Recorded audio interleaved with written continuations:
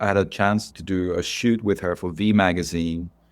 And for me, it was so new because all the things I was doing on models, she took it and elevated it and start performing in it and transformed what I was doing into something alive. I remember after the shoot, she asked me, "Hey, I'm doing this thing. Can you help me dressing?" And then that led to doing another shoot for V magazine. Then I asked Hedy Suleiman to photograph Gaga's album cover, The Fame Monster, and then Nick to do Born This Way, and then Stephen Klein to do Alejandro. So I was just like bringing my culture to her. He was bringing her thing, and it was just like two world colliding, and it just went like nuclear.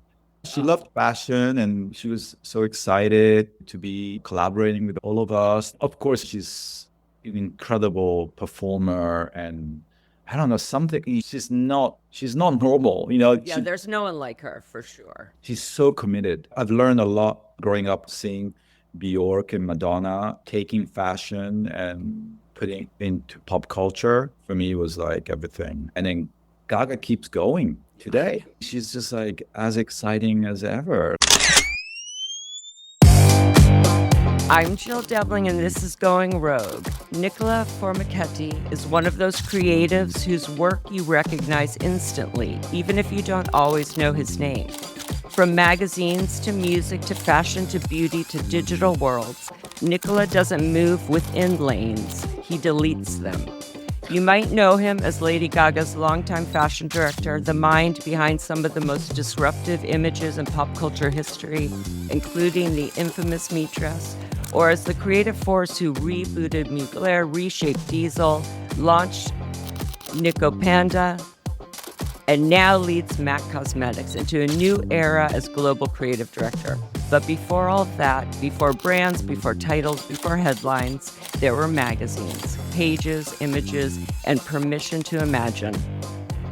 This conversation isn't about resume or roles, it's about vision, rebellion, collaboration, and what happens when you stop playing the fashion game and start building your own universe. Put on your meat dress, eat your lipstick, and listen as Nicola Formichetti goes rogue. Okay. I love going rogue. That's like the Good. motto. I mean, You are the king of rogue. I love going rogue. Hello, Nicola. Hello. Thank you so much for doing this. You're truly one of the most fascinating people I've had the privilege to work with, even just a little. In fashion, you're not a stylist. You reject that term entirely. You're not a designer in the traditional sense. You call yourself a creator, and that feels exactly right.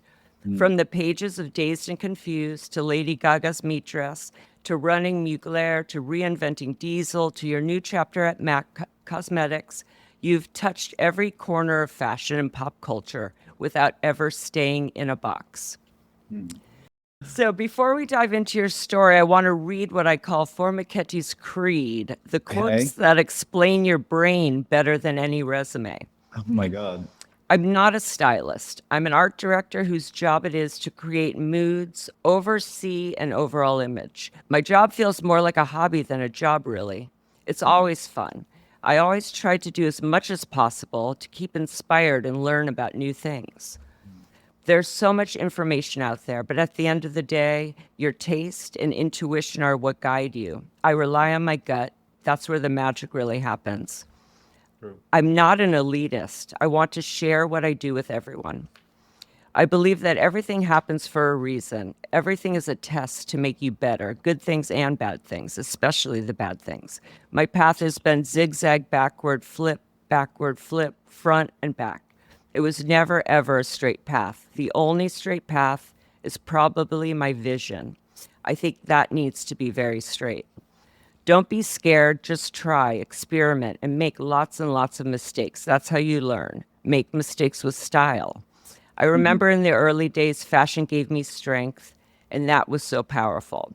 That spirit of fearlessness and accessibility defines everything about you, from your earliest days in London clubs to creating some of the most viral fashion moments in history. But I want to start with that last quote because I think it's very key to understanding you. Fashion gave me strength. So that's not something people usually say about clothes. What did fashion give you strength from and how? And what was fashion giving you that you weren't getting elsewhere, especially as a queer kid growing up between two cultures where you felt you didn't quite fit into either? Hmm. Wow. Thanks for that. Beautiful. It's true. Fashion really gave me strength since growing up in different cultures. And I think and never fitting anywhere. And maybe it's now that I think it was because of my mom. I think my mom used fashion and beauty to really become a really strong person, a Japanese lady living in both in Japan and Italy. And I remember seeing her putting her lipstick on and putting her fashion and be so like Yeah. power. And I think that really embedded me with this like style that can give you strength. So I always go back to that time of like this kind of power. You've said that in other interviews, actually, that your women are always much stronger than your men in your images. You were talking about how strong the woman is the strength, and you said it, and the men are tinier. I mean, it's interesting. That's what a lot of people. Stephen Klein is like that, and you've worked a lot with him too. And other people have talked about seeing their mothers, that transformation. Yeah. Corrine Reutfeld with watching her mother with lipstick and the eyeliner, and Yeah. how they change. Yeah. It's so interesting to, to go back to your past, right? Like I think um who you are today is definitely it's all coming from your parents and Yes. your upbringing and what you saw, what you felt when you're growing up, good and bad, right? Yeah. So and Well, even let's like go there because I'm going to set up how it started. So let's go back to the beginning. You were born in Tokyo to an Italian pilot father and a Japanese flight attendant mother, and you grew up moving between Japan and Italy. From the beginning, you were living between cultures, visually, socially, emotionally, trying to assimilate in two very different worlds. You've said, I'm always inspired by the mixture and contrast between cultures rather than the actual culture itself. It's the transition process between culture that interests me, the way they mix to become something new and extraordinary. Culture clash. As a teenager, you went to St. Stephen's School in Rome, a boarding school you've described as some of the best years of your life.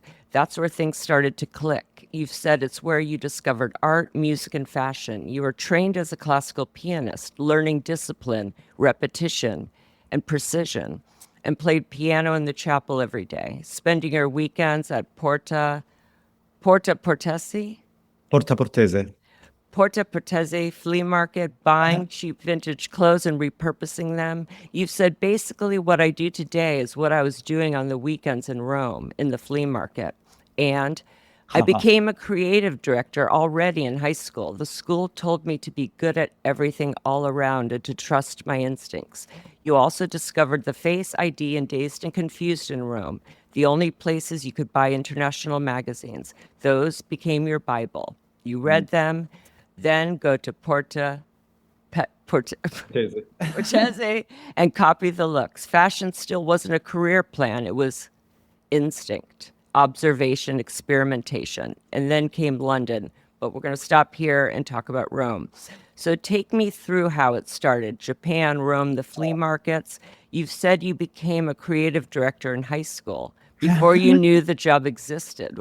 What is it about that time that shaped what you became now? I didn't know about that side until with my friend from high school, Daphne, and she was telling me because I completely forgot about it.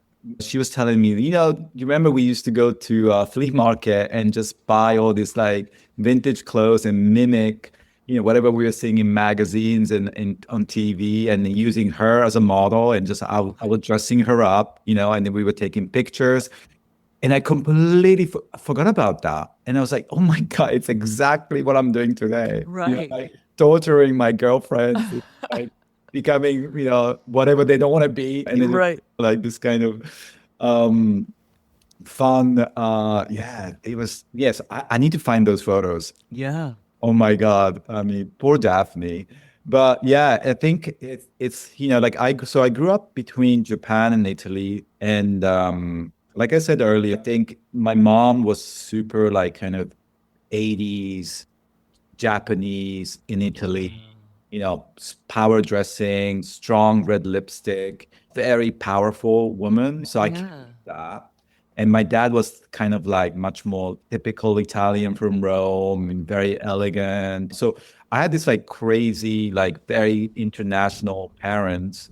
We always just used to travel everywhere. And so it was a fun moment growing up. But yeah, I had the secret of being a gay boy that I always felt like I was different and I didn't really fit in. So I had that side, but also this kind of almost like a kind of international glamorous side in my Yeah. mind. Yeah.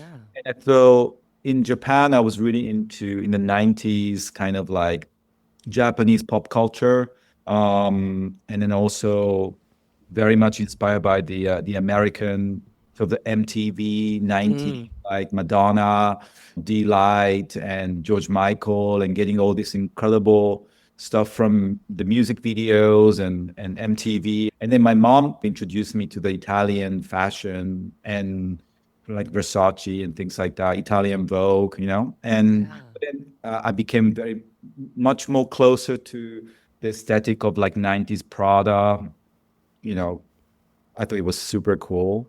But then really the whole thing changed around when I was like 16, 17, when I discovered magazines from London, which was ID, The Yeah. Face, and Days.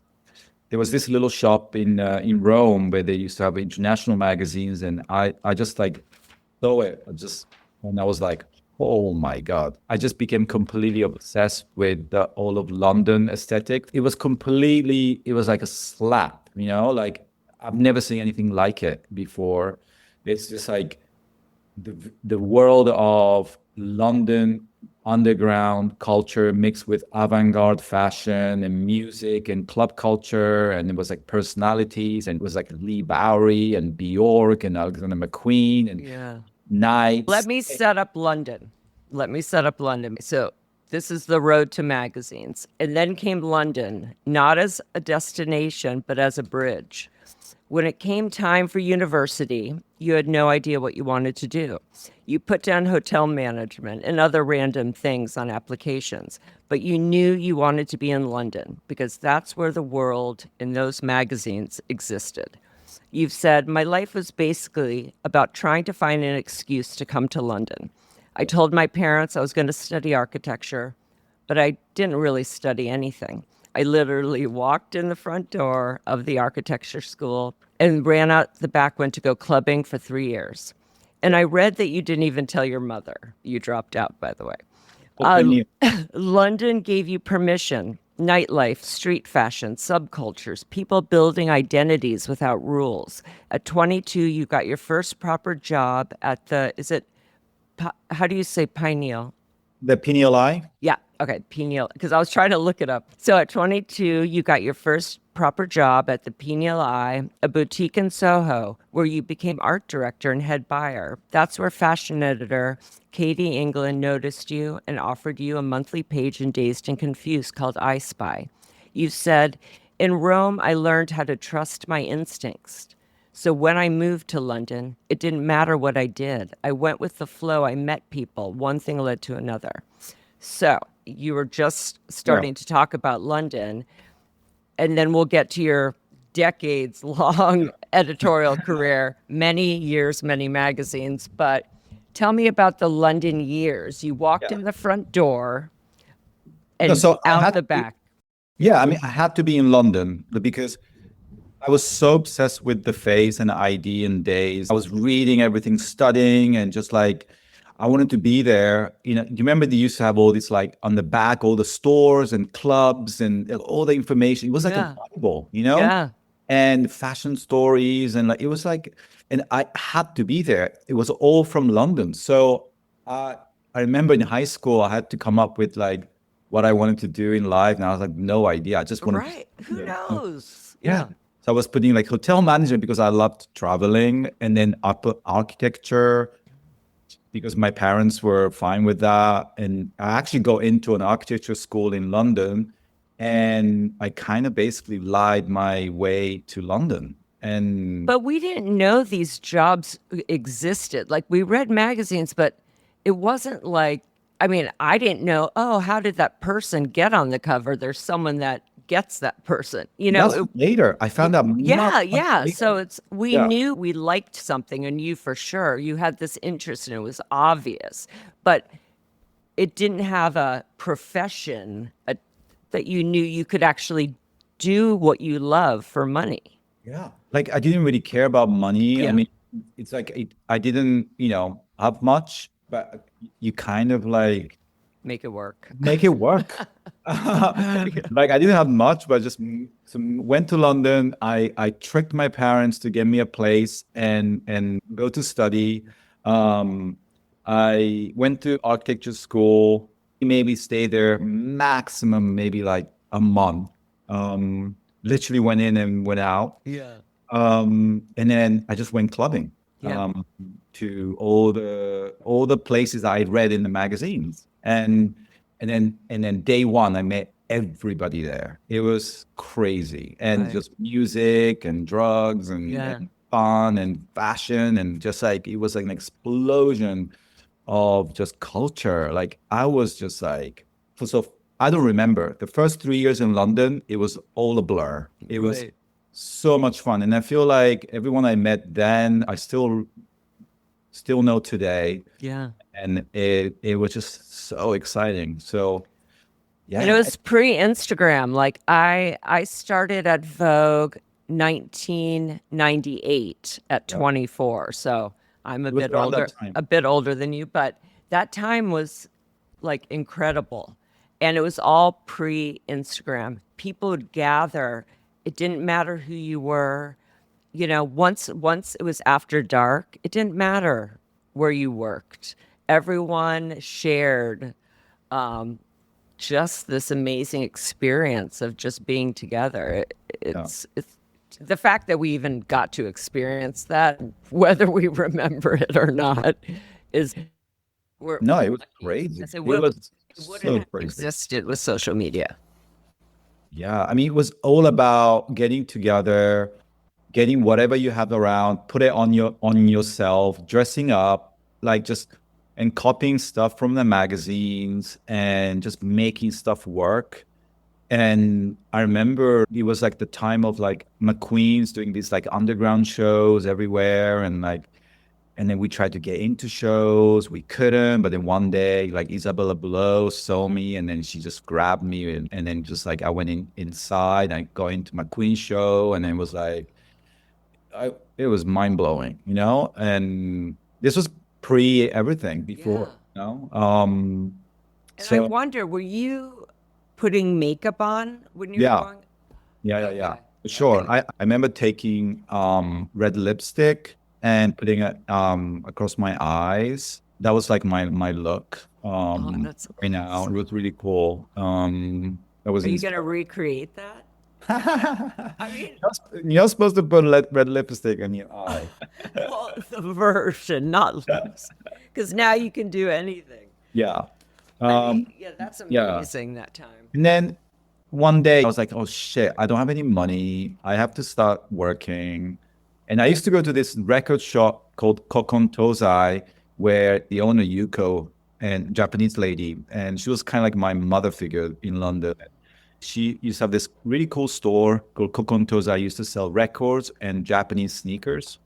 So I was there every day, like kind of listening to music, not buying anything, but I was just there. And then one day Yuka wanted to she asked me, hey, I'm thinking of opening a store with Japanese toys and sneakers and a little bit of fashion. And I was like, oh my God, I want to be involved. So that's how I kind of started. And we were like, let's sell fashion.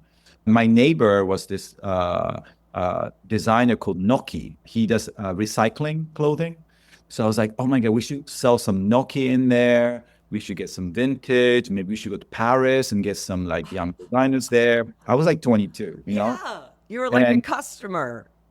yeah. So we opened the store in Soho and it was very, very special. It was small space, but we had mannequins hanging from the ceiling and we went, I remember first season, we went to Paris and we managed to get Ralph Simmons and Victor Rolf and Jeremy Scott. And it just became this really cool avant-garde place where, there was high fashion, but also vintage and then Japanese like sneakers all mixed in. And it became this kind of like really cool place that people from magazine, fashion world used to come. I mean, that's amazing. You haven't really gone deep on that from what I've read, how involved you were before it even opened, and that so much of it was ideas that you had.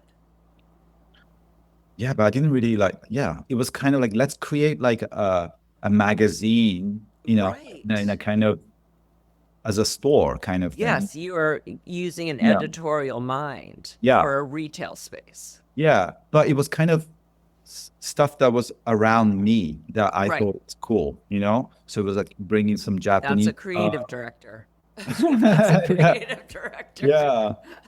My neighbor, and I was seeing all these amazing things that was happening in Paris. Then I started reading, like my new favorite magazine was Self Service. And Self Service, there was this new like fashion coming in through Self Service that was French, but also Dutch.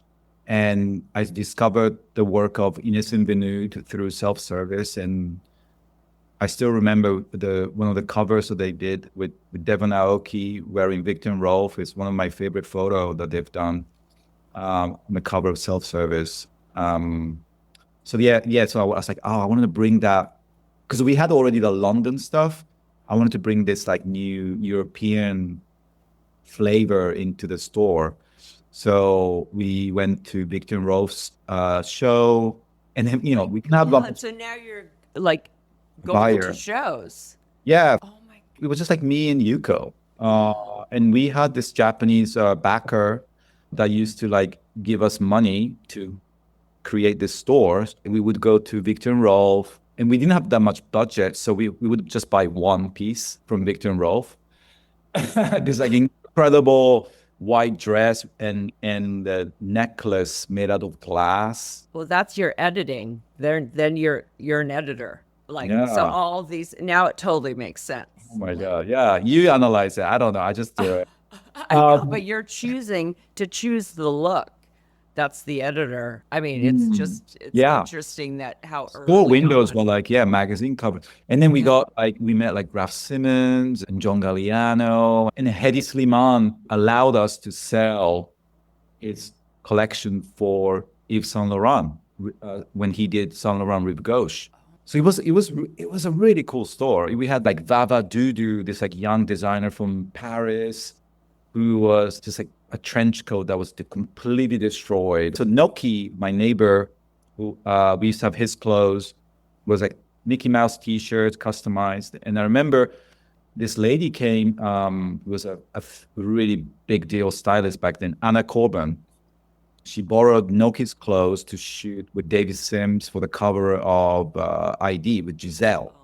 And I remember seeing the T-shirts that we used to have in the store are suddenly on the cover of ID, worn by a young Giselle, shot by David Sims. Yeah. Like, whoa. And then Katie Gran used to come into the store and she did a little article about the store at Dazed. And then Katie England used to come in to borrow the clothes. And yeah, I started meeting all these like magazine people there. And By that point, do your parents know that No. you're no? No. They still think you're in school. Mhm. Oh my God. Full Because on. they would be so proud, right? Oh, my mom found out about it like 10 years later for Japanese. I was getting interviewed by a Japanese TV. And I don't know, so they were like, I said something like, oh, I never went to school, whatever, or like, something like that. And then my mom was like, the fuck? What do you mean? Oh my God. Yeah. So let's then now jump to the next stage, the magazine years. Yeah. So the thread through this podcast is the editorial world of fashion magazines, and you have worked at many. But how did you get there is key because this is a very small industry. And as Vogue is known to tell all their employees, there are a million others who would love your job. But first, I want to read something you said about what magazines meant to you because it sets up everything. You said about discovering the face in Rome, it was a Bible. You want to feel like you're part of something, like you're part of a gang, even if you haven't met anyone else in it yet. That's what great magazines do. And when I started working with shops and magazines, I felt like it was my destiny. You've talked about how different it is now. The kids now have so much more information at their disposal than they did in my day. Like everyone else, I think it's great, but at the same time, when things become so easy, they lose their value a little bit. So, your editorial resume, let's just set this up so everyone listening understands when I'm kind of asking you questions. So, in 1999, while working at the PNLI, Katie England spotted you and gave you a page at Dazed called I Spy. By 2005, you were a fashion director. By 2009, creative director of the whole magazine. From there came Vogue Homme Japan, where you were a fashion director from 2006 to 2010, which included a move to New York in 2008. Next, V Magazine and V Man, where you were contributing fashion editor, then fashion director, a relationship that's lasted 25 years to present. You also contributed to another magazine, Arena, Homme, and Harper's Bazaar. And while this is your magazine section, it would be remiss not to mention that during all of your editorial gigs, you were also building an empire outside of magazines. Fashion director at Uniqlo, a role you've held for almost 20 years, creative director at Mugler, 2010 to 2013, founder of Nico Panda, 2011 to 2018, artistic director of Diesel 2013 to 2017, and 2 legendary stints as fashion director of House of Gaga, 2009 to 2013, and then 2018 to 2025. So you've said about these early years, I never had proper training or assisted anyone. I completely learned from my own mistakes. I got sacked from jobs. I didn't know how to deal with clients.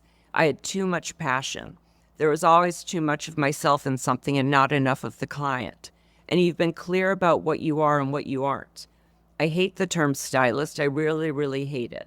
I don't just put clothes on people. I don't even care about clothes, really. I've always seen myself as an art director, someone whose job is to create moods, oversee an overall image. With the best styling in the world, a shit image is still shit.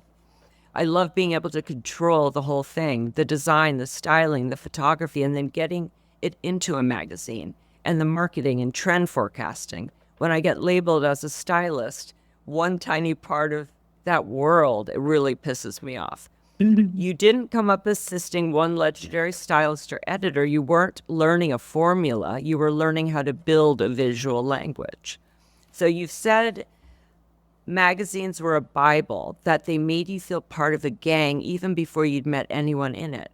When you got to Dazed, did it feel like you'd finally found your gang? Take us through the first weeks at Dazed and through your editorial journey, highs and lows, and all the in-between.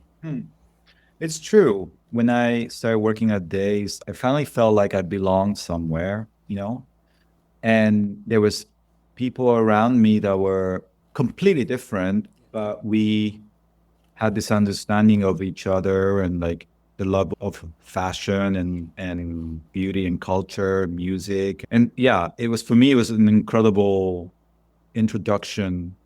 So the way it started was I used to see stylists coming to the stores from Anna Colburn, Katie Graham, Katie England, and they used to borrow clothes. So I used to see how they did it. They used to come in, they're like, oh, we're working with this thing. I want to, so I used to help them like getting clothes, for and I was like, oh my God, there's like people doing stuff. Like what is that?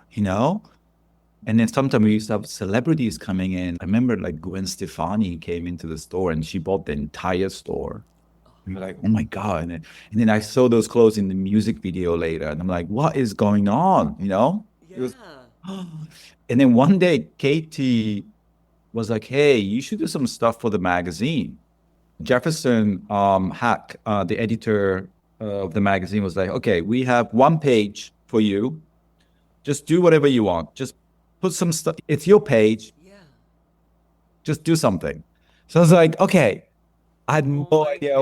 Yeah. God. So Were I you had, like, oh my God, like you've been reading this magazine and yeah. now. Yeah. And I was like, okay, like how I do it, I just see what's around me. I have the clothes in the store. I have friends who has Polaroid camera, who are like, kind of interesting looking people. I have my house. So I was like, okay, let's get everything together. And I started doing Polaroids of my friends wearing the clothes from the store. I bought a paper and then start sticking it. So I made like kind of like a sketchbook because I love drawings and So I made like a large sketchbook kind of feel a little bit like yeah, just Mood board. yeah, type mood thing? board kind of Yeah, things yeah, using the clothes from the store. yeah. So I brought the whole thing into Dazed office, like that in this big giant sketchbook. And I was like, here. And they were like, what are we supposed to do with this? The scanner was too small for Oh, my right. thing. So Oh, they had to like take a photograph of my Polaroids and then shrink it. So I remember it was like instead of a one page, it was a spread. It was a spread of just like a sketchbook. And then they were like, let's call it I Spy because of Pineal Eye, I Spy, Pineal Eye. So it it was very successful. Everyone loved it. So they were like, can you do another one? So it became like monthly thing. And one page became 2 pages. I remember that the third month was like I saw an incredible collection of from St. Martin's. It was Kim Jones. oh my Kim God. did this incredible show with all the young, like menswear. It was super cool. And I was like, oh my God, what is, So I went to see him and I took a picture in his house. And then And we how took, old was he at the time? Like 20? yeah, we were like same age. Yeah. Oh my Yeah. And then I started working with Kim on his collection. And that's a whole another chapter. Oh wow. I was a consultant. Um, so yeah, I spy by the fifth month, they were like, hey, we have 6 pages. So I was like, oh my God, I have to do a fashion story. So then Magnus Hunar, who I got introduced by Katie England, this Icelandic photographer who was doing like kind of a snappy kind of photography, like a very like street, like skaters. He wanted to shoot some skater boys. So I was like, oh my God, so let's use these skater boys, use like Supreme and Stussy and streetwear, but then mix with like crazy high fashion. So we shot these skater boys in high fashion, and in a way that went almost like today's viral. Yeah. Magazines, it was the only thing that we had. So everyone used to read these magazines.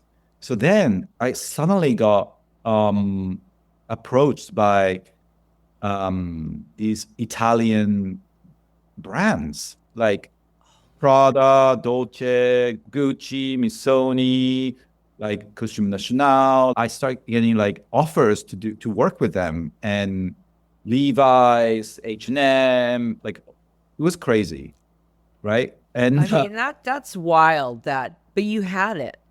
I mean, you're born with it. You had it. So and it's just funny because it's like you're doing all these things without having the title back then. You're helping a designer with a collection. yeah, And it's probably in your mind and how you guys are talking, like, yeah, let me help you out. You're not thinking there's a Yeah. title for that.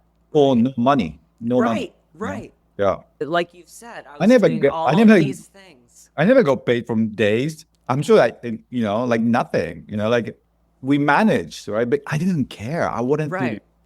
do amazing, like cool stuff. And actually, it changed a little bit when I started consulting on these fashion brands. Like when I started going to Milan for consultancy, I remember I went to meet Miuccia Prada. I started working with Dolce Gabbana, and the money that I got, I was like, oh Well, my, is that before they gave you a title at Dazed as fashion yeah, director? yeah, it was way before. I was like first year of touching clothes Oh my because I think maybe because it felt very special, like it was Well, completely left field. Because I was really into streetwear, but also really into, avant-garde clothes. And I was in all my shoots, I was mixing it. And that felt really new, I think, at that time. And so maybe this well, and design. that's who you were. I mean, you're a mix. Yeah. Like you'd Yeah. seen so much. It's like when you've seen so much, you can't unsee it, right? You can't just be, oh, what's around me in London? You're like, what's around me in the world? Yeah. So as you know, I spent 26 years and counting at Vogue, US, British, and now multiple international titles. And other than a couple years at Paper, ending with our shoot with Gaga, I haven't worked at any of the magazines you have. And I Mm. know the culture at the cool fashion indies is very different than the more corporate culture I was born into. Mhm. So, can you talk a bit about the different magazines and just did they differ in a way in culture or fashion point of view? I Yeah. know you had freedom, obviously, with that first job. Here's pages, do what you want. But did it continue that way? Yeah. It's just interesting the different magazines you've worked at. And then obviously you've worked with every magazine, but that you held Yeah. positions at. Yeah. I think I've been very, very lucky because my introduction was through Katie England and Alistair Mackey, these two incredible stylists at Dazed. They were like my mentors. And Alistair Mackey, I was very, very close with. And, we have a completely different style. Alistair loves very like opulence and vintage and 70s inspired and, leopards and like all this stuff. And then Katie was like very like McQueen and avant-garde, like sexy. And I was just like a kid. I didn't work for them, but I was watching how they did everything. And they always said to me, like, we love you, we trust you, do your thing. Right. And that was like from day one, that was my teaching. They were like, here's all your things that you can do with photography. And, they told me how, what I had to do, like PR, of, like all the Yeah.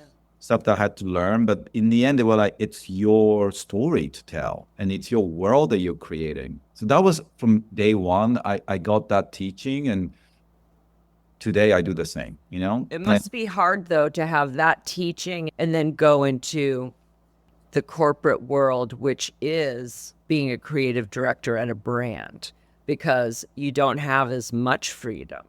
I mean, don't you feel like, I did, don't. I oh, don't feel that actually because maybe okay. So at Dazed, it was very much about freedom and total freedom, risk taking, and rule breaking, and raw creativity, and just like go go go. Right, no rule. Right.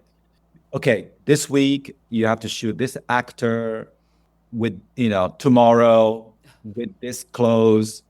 You have $5. Go. Make it happen. You just do it. And it's a back to back. And also, it was like, it wasn't that serious. It was like, let's just have fun because there's always another issue next month. It was very exactly. bad, Yeah. bang, bang, bang. And then when I got offered to work with Bogum Japan in Tokyo, it was actually Jonathan Newhouse from Condé Nast that approached me because I was doing all this crazy stuff. And they were, Yeah. oh, who's this crazy kid? They wanted to launch Vogue Japan because they had Vogue Japan, but not the men's version. Right. So they came to me and they were like, "Hey, we're thinking of launching, and you're half Japanese." I was like, "Okay." So then, you know, there it was a little bit more refined and elevated, and obviously it was much more luxury because of advertisers, and Right. so. But in a way, I brought my indie spirit to Vogue. You know? Yeah, I was looking at a bunch of your work during that time, and you really did. The clothes are still, it's still very elevated, Yeah. but it doesn't feel stuffy. It No, doesn't it was. feel. I mean, and we did it. I think it was 5 years. I pushed it, and then I remember by end of 5 years, they were like, "Can you please just like this is still Vogue?" You know, You're right. I was pushing it. Like that tattoo face guy that you love. Yeah, yeah. I mean, so the first issue, I remember I asked Hedi Sliman, who I've been collaborating with, Right. and Hedi, we went to Tokyo together, and we shot this incredible like story in Tokyo with these models, and then we shot. I worked with Stephen Klein to do something really really edgy for Vogue. We shot Gaga as a boy with Nick Knight, the Yeah. cover. Actually, got actually the meat dress actually came from a shoot that we did for Vogue Japan. We made a meat bikini first for the cover.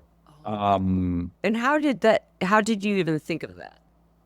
Um, we're just doing fun stuff. It's like a photo shoot. And then I remember Gaga wanted it was the time to do a red carpet moment, and then we said, oh, let's do a red carpet version of the bikini that we did, kind of. So yeah, it was much more elevated version of what I was doing at Dazed, you know, and I was pushing it. I'm a little bit of a rebel, you know, like I A like to little, push. yes. And then when I went to V in New York, when I moved to New York, it was much more sort of like all of that put together, but then much more pop culture, like global and Hollywood mixed with pop culture and fashion, and it was much, much bigger. So yeah, they all had like a different Different vibes. vibe. So Yeah. you've said with the best styling in the world, a shit image is still shit. So what makes a great image, and how do you know when you've got one? Um, I mean, it's always easy to be surrounded with incredible Yeah. visual person. Hmm. It's like, uh, yeah. So definitely to surround yourself with amazing photographers and directors, No. and great clothes and great talent and all that stuff. But in a way, it's like I don't know. I love studying images and history and fashion and what's happening in the world. And so I study a lot. I immerse and I look at everything. So in a way, always I trust my instinct. Yeah, and Stefan Beckman, who I was just editing today, it is really about having that A team and everyone pushing everyone to do their best. Ambitious people together who all are there to make something amazing. And when you get that group together that all feel that aren't just doing this as a job, but are passionate about it, it's almost like the perfect storm, right? When I everyone's mean, yeah, what we do is definitely it's not a solo act, you know? It's exactly. definitely a team play. So it's collaborations and yeah, just like everyone's doing their part and coming together and the magic happens. Exactly. And people likes to push it and torture yourself and keep going till the end, or sometimes you just like very simple and just like happy. I've gone through different era of the way I work, but I think I like to be very positive now, and just kind of like the first thing that comes to my mind is always the right thing, rather than like torturing yourself Torture, or right. till the end, and like, but different people does creativity, different ways, but yeah, the best thing is just to have a really an incredible team around you. I mean, I grew up seeing Nick Knight work in the Right. London magazines and what he's done with Bjork and McQueen and Right. Well, let me set you up for the photographers because that's what we're about to talk about. I've had many editors, creative directors, and stylists on this podcast, and I've asked all of them about the onset dynamics and the relationship between stylist, editor, and photographer. While you've worked with many of the same photographers I have, particularly Nick Knight and Stephen Klein, both recent Going Rogue guests, you have also worked with many that I have never met. Can you tell us about the photographers you have the strongest and longest relationships with, particularly Hedy Slimane? I find the most interesting, and you were just talking about it. That collaboration started far before you yeah, were on set with him. yeah. Why does it work, and what they have each taught you about fashion imagery and language? Because even having Dick Page on or Garen, they have learned about their craft from Stephen Meisel. So it's Yeah. interesting how a photographer can actually teach without teaching, but teach every other position, if you call it, on the team on set. You can learn by what other people are doing. 100%. Obviously, growing up, I was learning. Like I loved photography. I mean, I loved paintings, but also the photography, and then fashion photography became a thing through magazines. Right. And I remember seeing Nick Knight photography in magazines and Bjork's album cover with Queen, and Devin Aoki. Yeah. yeah, it was like it was so was for me was like so new. So it's crazy to say that I get to like work with him and collaborate with him today. It's like just insanity. The way Nick works, of course, he's one of the most incredible creative out there, but like he is like a kid. He doesn't want to do it same thing twice. So every time you do something with him, it's like, okay, forget about everything Right. like a fresh day. And I think Right. I'm like, it's incredible. And I always learn that from him to to see everything I do in a kind of fresh way and like a very honest and pure way. And also he's not scared to collaborate with people, with other photographers, other talent. It's very open, Right. and I love that. Stephen Klein, who always been a huge fan, and Stephen, he has his world that he Yeah. creates that are just so beautiful, and he's still. And then these people, they're just like they have their own world, and they just keep going, and it's So just do you think about when you're dressing the Stephen Klein woman, do you kind of have to switch into put the Stephen Klein like helmet on and envision, because it's not about the model you're dressing, it's the woman the model's going to become on oh a yeah. Stephen Klein set, Oh, right? 100%. Yeah. I think maybe that's one of my superpower. Like Yeah. I love channeling their world. I love to channel um Stephen Klein's world. Like I get downloaded, and then I create for his world. Same with Nick, same with Hedy, same with Ines Invenude. Like I channel their world and be part of their world. That's Yeah. amazing. And any favorite editorial shoots or any crazy stories that you can take me and the listeners behind the scenes of? Oh, maybe it's one of like I was thinking about it earlier. So one of the first campaign that I ever worked on was this for Stussy, this streetwear brand called Stussy. And I remember the photographer Lawrence Becerra used to know the people from Stussy, so they asked us to create a campaign. And it was my first ever campaign in London. I remember just we had the clothes, simple hoodies and baseball caps, and it was me, Lawrence Becerra in the studio, and then there also a hairdresser, Tomo Jidai, and there's three of us, and we found a cool kid that we wanted to photograph. So it was just like us in the studio, and we wanted to get one shot. That was it. That was our goal, to get an amazing shot that we can give it to Stussy. You know, Yeah. I don't think I even got paid for that. Oh my God. And I I didn't know what we were doing. I was like smoking and start burning clothes to make it look like less like new. Right.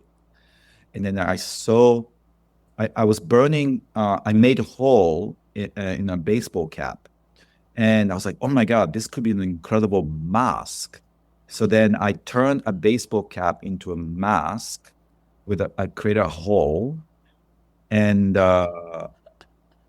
yeah, we did this one image of a kid wearing a Stussy baseball cap as a mask and a Gotta hood. find that. Yeah, I have it here. You Yeah, if probably you sent it to yeah, me. That is yeah. wild. It was just me in a lighter, just burning stuff. And we got in trouble a little bit from Stussy because they were like, you can't burn like samples.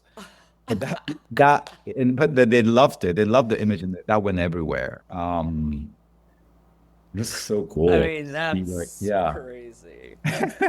So while this podcast is about magazines, I think I would receive angry DMs if I didn't have you talk a bit about the Gaga years. Hmm. So in May 2009, you met Lady Gaga at a V magazine shoot. You said it was instant love, but it wasn't easy at first. Designers wouldn't dress her. You said, I always loved her. I'm attracted to the freaks. People were so horrible to her. I can't say who it was that said no, but of course I remember them. You've said McQueen was the only one at the beginning who loved her. He just said we could take whatever we wanted from his stock. Then came the meat dress, the Saint Shalayan egg at the Grammys, the Bad Romance video, moments that changed fashion and pop culture forever. You said something beautiful about what Gaga meant to your work. She gave a purpose to my jerking off. She became the human form of all the pages of the magazines I was doing. Now I'm doing something that actually exists. My ideas are walking around and talking to people.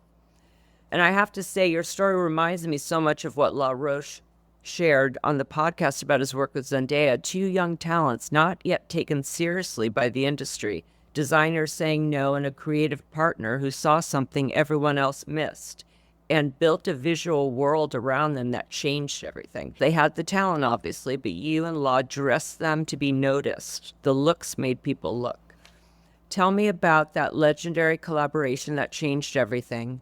What did you see in her that first day, and what did she see in you?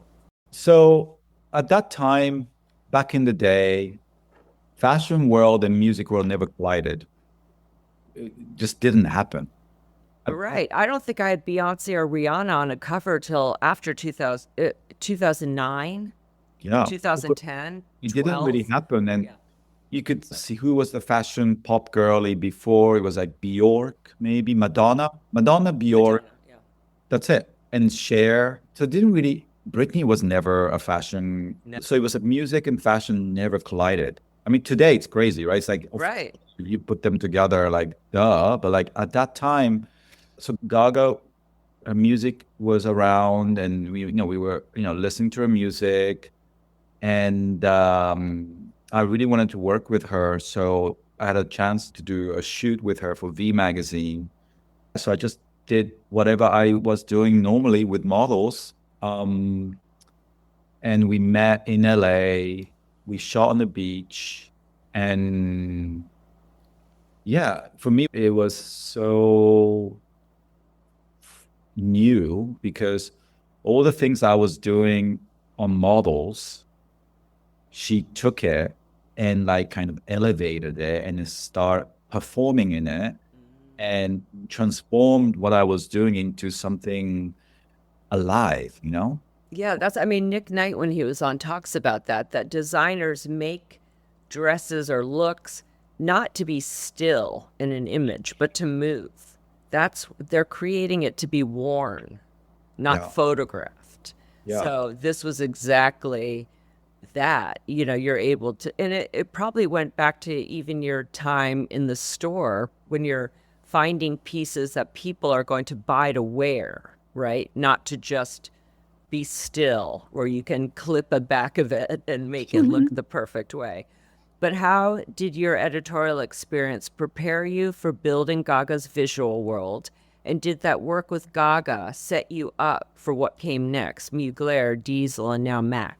Yeah. So I remember after the shoot, we got on really well. I loved having fun with her on the beach and, dressing up and doing fun stuff. And I remember her asking me, she's like, hey, I'm doing this thing tomorrow, like a show. And she was like, what do you think I should wear? And I was like, oh, maybe we should, because she just wore this orb headpiece for the shoot by Nazir Mazhar. And I was like, why don't you wear that? Because she was like, I already have this Jeremy Scott bodysuit. I was like, oh, this orb would be amazing to go with it. And so we kind of like naturally started to like work together. So then she asked me, hey, I'm doing this thing in Canada for a show. Can you help me dressing and the dancers? And so it was very, very natural.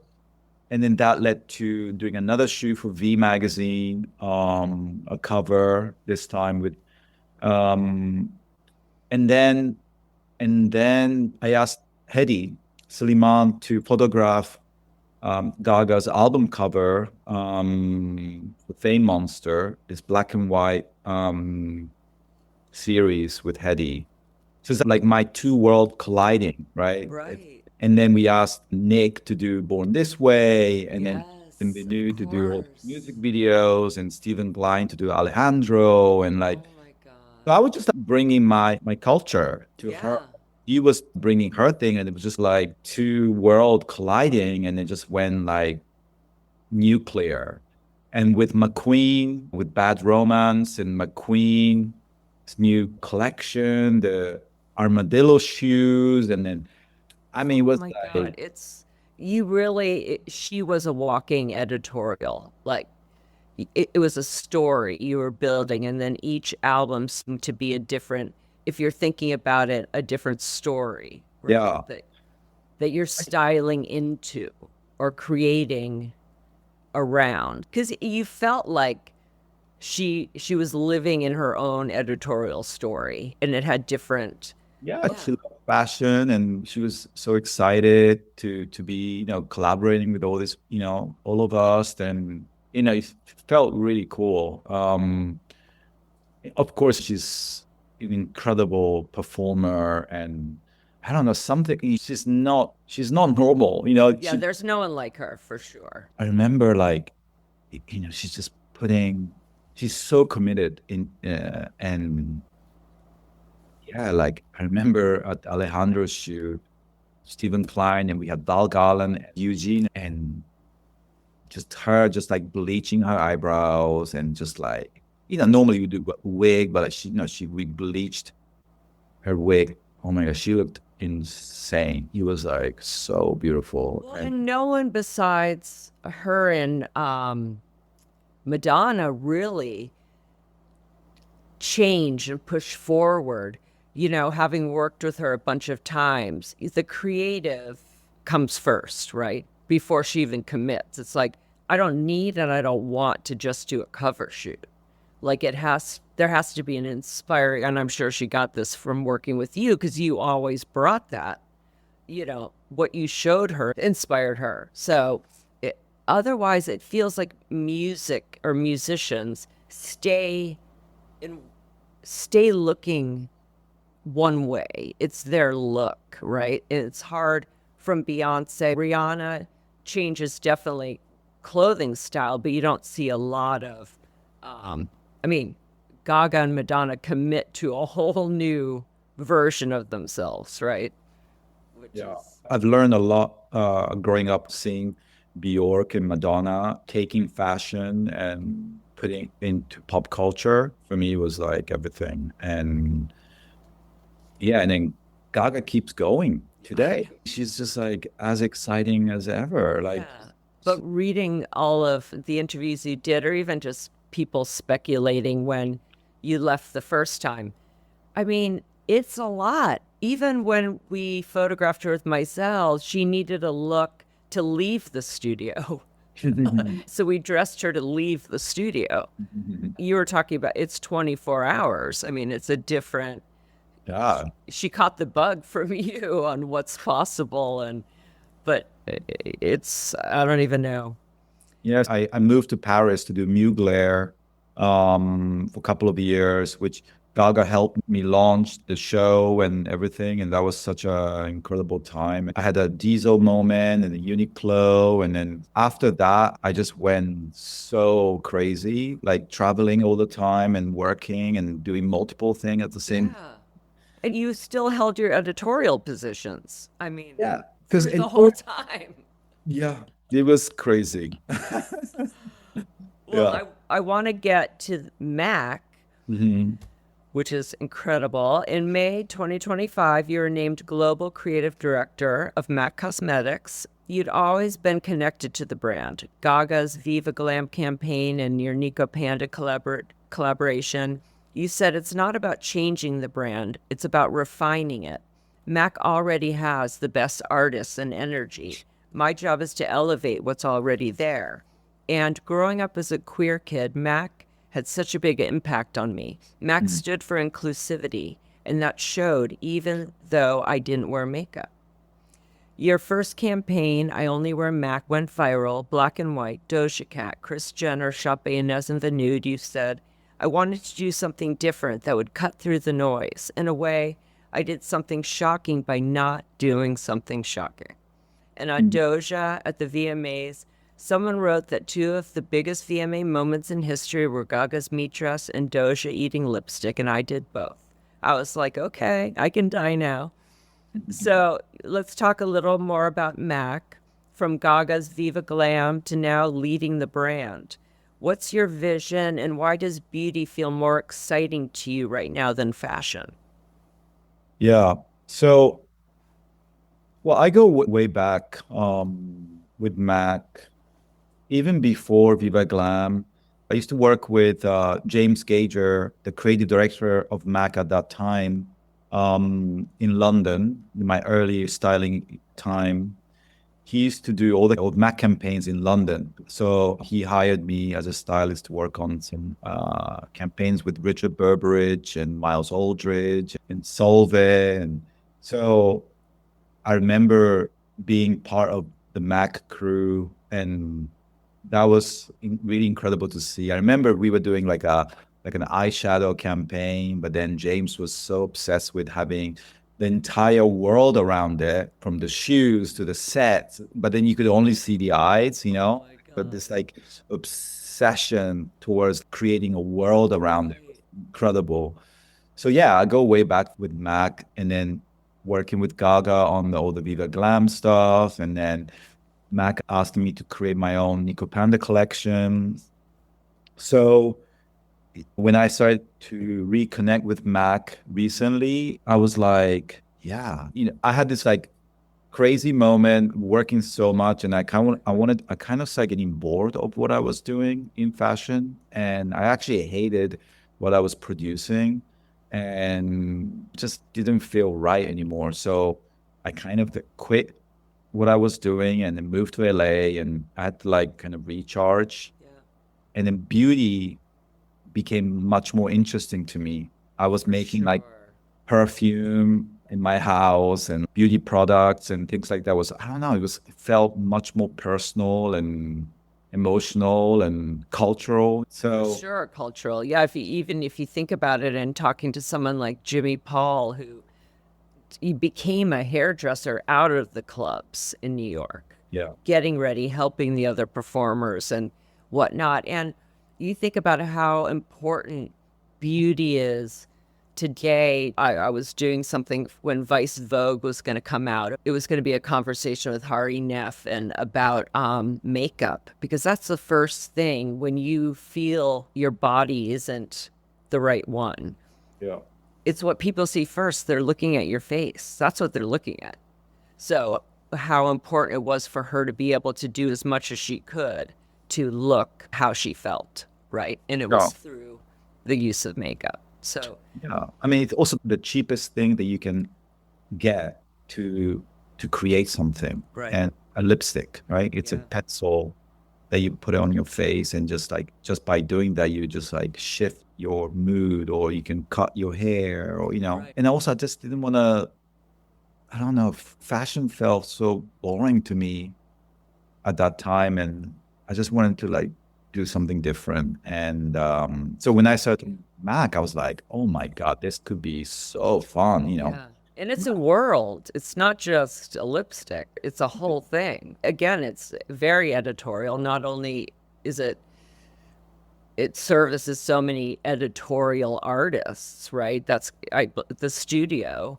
I just feel like, having done something with Drew Elliott before you, it's just walking into the office, you're in a Mac world. Everyone's dressed in black. Yeah. You're in a Mac world. Like, it's an editorial world. It's not just No, yeah, Mac a I makeup see as a brand. beauty brand. Mac is like a Yeah. cultural Yeah. brand where beauty is part of it. So yeah, it's fun. It's been really fun. So I signed my contract in May. I started working properly like in June, July. So it's like July, August, September, October, November. This like Still 6 months. new. 6 months. We did so much. It's being a ride. It's being really, really fun. But what we're gonna do this year, next year, is gonna be like mind blowing. I'm like so excited to dive in, and yeah, it's been so fun. So my first thing that I did was, well, I wanted to announce. So at the announcement of Doja Cat just like is such a Mac girl, Yes. and her performance at the VMA, eating the I lipstick. had no idea what that was. That was genius. And I then, mean, she did it so perfectly too. so we made this lipstick made out of chocolate. Yeah. So there's this incredible guy, Amaury. He's a chocolatier, French guy. And we asked him to create this like MAC lipstick made of chocolate. But And that still it put color on, no, when she used it first? no. You can't. Oh, but it looked like it did. Yeah. It was all just so.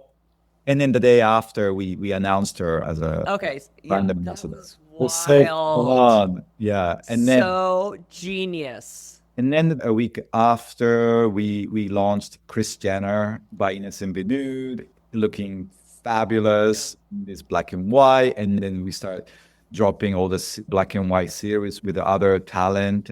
And then recently we announced Chapo Roan as our new ambassador. Seriously. Chapo She for is me is like, perfect for this. yeah. Chapo is like one of the most exciting artists. Yes. And just Generation. her, like what she does, again, you feel you're stepping into her world, and it's a look, the whole thing. Yeah, it's gonna get crazy, Mac. It's fun. We just launched Maxine, just to That bring is- everything all together. Sort of like our new hub of everything Mac. So we'll have like a monthly columns and covers and all of that. And then we'll have like physical ones, maybe, a couple times a year. I have to bring magazines Yeah. everywhere I go. I know, it's so funny. It's like, even though I complain about it, that why are people starting all these new magazines? I can't stop working Yeah. for them. It's just, once you're in it, I have every magazine I've ever done behind me. There's something about magazines, man. But It's something about it, Yeah. right? Because it's like, it doesn't make any money. no, It's really difficult to deal with. the celebrities have their own way of promoting stuff. They don't want to do it. They want to control it. Like all those things we used to be able to do. What made it so incredible. We have to push against all the time. But when you get it right, and when you have the right talent that's willing to step inside the mind of the team, then it's magic, right? Yeah, it's a timeless thing. It's cultural and something about a visual with the logo, Yeah. the face is just it's magic. Yeah. You know? So we've covered so much ground, from the flea markets of Rome to London clubs to Days to Gaga to Mac. Now I want to shift these final questions about what you've learned, what you tell others, and what comes next. It's Okay. clear to everyone listening how passionate you are about what you do. You've said, at the end of the day, it needs to be fun for me, and it needs to give joy to me and others. It's about love. When I can feel that, that brings me joy. When I don't, I just walk away from it. And work hard, listen and learn, have a genuine interest in fashion. My creative teams are made up of experienced individuals, along with younger creatives in fashion art, photography, architecture, and technology, but all of them share the equal passion for being better, growing themselves into who they want to be. And I really love that. And for me, I always try to make things better and better. Probably on my last day on earth, I will still be making new things. Never look back. So what is it that you love so much about what you do? And or what is the superpower that makes you so good at, I would say it, but it's not it, it's everything that Mm. makes you. I used to say, I remember, I have this tattoo actually. It's fuck fashion on Yeah, yeah, my arm. yeah. That's Like I used to say this with Gaga, like we love fashion so much that we want to destroy it and rebuild it in a way, you yeah. know? It's kind of like to not be scared of stepping away and then coming back again. Like the attachment, but also detachment, love and hate, and like, you know, But that's uh, an amazing, seriously, probably the best. It is advice in a way because you're sharing it. And I think that's why people burn out. They feel if they stop, if they get off the highway, they lose their place. But you had another quote that maybe I have it later here, but that you said, even if I get fired, I'll get my photographer friends together and we'll do a shoot. Don't be afraid, because the burnout, it's almost like stop before you burn out, stop before you hate it, right? you know, And don't be afraid. You're the talent. You can come back and do whatever you want, you know? yeah. But you know, now I get to say that and I'm much more confident Yeah. because of all my mistakes I learned, you know, like I remember like I didn't know, like I was so in it and I was so scared to step away and scared of what other people were thinking about it. You know, I became Yeah. too much like, yeah, it was Yeah, I tough. have the next question is about the challenging moment. So, Mm. you said my path has been zigzag, backward flip, front and back. The only straight path is probably my vision. I make mistakes constantly and I'm pretty successful. So you can make mistakes and still do well. You can learn to make mistakes with style. I truly believe that how we handle challenges says so much more about us than how we handle success. Yeah, So, what has been the most challenging moment and how did you overcome it? yeah. So I think there's two big parts. I remember the first time that was very challenging for me was I remember um when I did my first Mugler show, it was very successful. I was on the cover of New York Times and Gaga walked the show. It was like, you know, everywhere.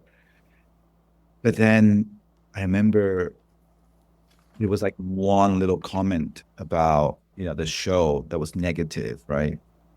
And I went in complete depression. I couldn't get out of it, snap out of it. And that was really, really tough for me. And then, of course, you learn and you just kind of like try to like not listen to those kind of negative Right. things, but like you just keep going. Right. Right. And another tough thing was when I was working, I was living in multiple different countries, doing Diesel, Uniqlo, and Nico Panda, and this, and I just like burn out and hating what I was producing. And for me to say, this is too much, I need to stop and just move away. Right. And that was probably the hardest thing I've done. I said, I just walked away from everything and moved to LA and just like chill. Right. Right. But now I look at it, that was the best decision I made. And we loved, I mean, when you came back and we're doing editorial, and Sasha, that Vogue Singapore, is still my favorite. We were like, is he back? Is he back? Even with Doman and Vandeveld, like that was you. Like you brought them to editorial. It was just like we got you back for a bit. And it was so fun because having you, it's like having a legend walk in and then everyone else comes around you. You built that team and it was really cool. And it was, easy to get people if you were attached to it. No, so like in a way, like I learned to make mistakes and learning from it, right? What I do today, like I try to make mistakes beforehand.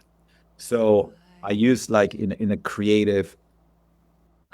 So before I go to public now, I try to just vomit and be creative and just like be super free, everything, every possible things. And then I do that with my team. Just try different things and make mistakes and who cares and like the freedom you give the freedom. Yeah. And then before I used to do that publicly. So right. But today with the social media and all the comments that you get, and that's just not healthy. So no. I try to be a little. Yeah, you had some great quotes about that. You just answered the next question. You actually said this in an interview for your school. So I had no idea what I wanted to do. I liked everything. Just enjoy it. You have learned so much from school. Remember where you're coming from. Try not to lose yourself and try not to please other people, even your parents. I mean, thank you, but at the end of the day, it's your life. If you feel blocked and you have no idea what you want to do, maybe it's time to daydream. I mean, that is amazing. So, I mean, you've said so much advice. Anything else to add for that 20-something dreaming to have like 1/100th of your career? You've said so much already. I mean, I know it's scary and like crazy, the world out there, but it's not that bad. And then also it's not that serious. Right. My two favorite quotes is like, let's go rogue. And then it's not that serious. It's only fashion and beauty. It's not that serious. I mean, my senior quote that my mom got so mad it was in the yearbook, was don't take life too seriously. No one gets out alive.